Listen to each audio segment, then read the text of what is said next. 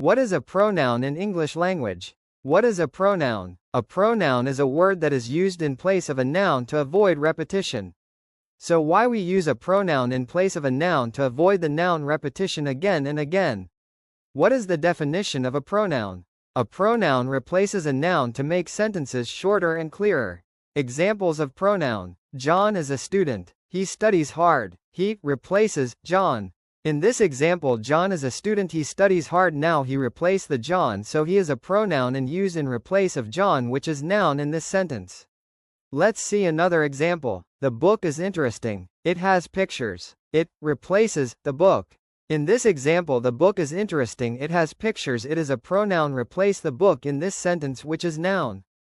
Conclusion. A pronoun replaces a noun to make sentences shorter, clearer, and to avoid repetition of noun.